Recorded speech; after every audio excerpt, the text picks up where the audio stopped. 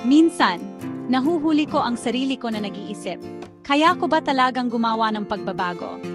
Ibig kong sabihin, hindi lahat ay nagiging bida sa TV, o superstar, o kahit sino nagbabago ng mundo sa isang malaking galaw. Pero alam mo, may natutunan ako na nagbabago sa pananaw ko sa mundo. Hindi natin kayang gawin ang lahat ng malalaking bagay. Pero kaya nating gawin ang maliliit na bagay na may malaking pagmamahal.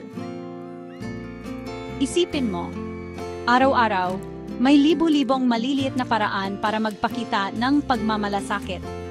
Siguro kasing simple ng pagngiti sa isang estranggero.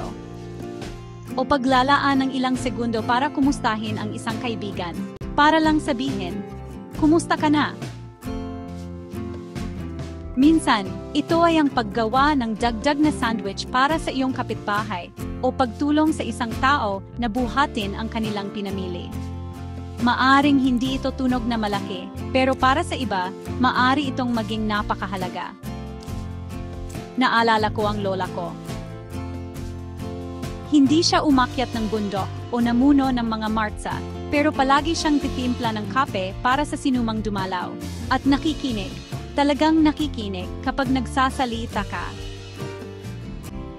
Yan ang pagmamahal na ibinuhos sa pinakamaliit na bagay.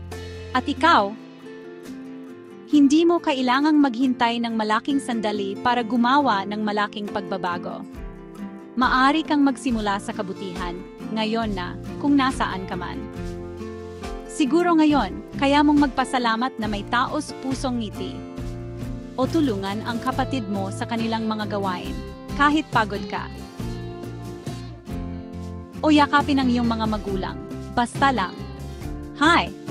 Minsan, ang mga maliliit na gawaing ito ay parang mga bato na nahuhulog sa isang lawa. Ang mga alon ay umaabot ng mas malayo kaysa sa iniisip mo.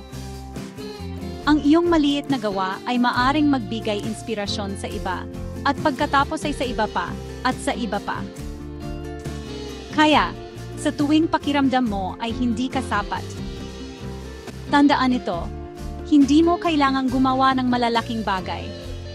Pero kaya mong gawin ang maliliit na bagay na may malaking pagmamahal. At ang pagmamahal na iyon, yan ang nagpapaganda sa mundo, isang maliit na gawa sa bawat pagkakataon. Maraming salamat sa pakikinig. Ikalat ang pagmamahal sa sarili mong maliit na paraan. This is Nancy Post Vlogs.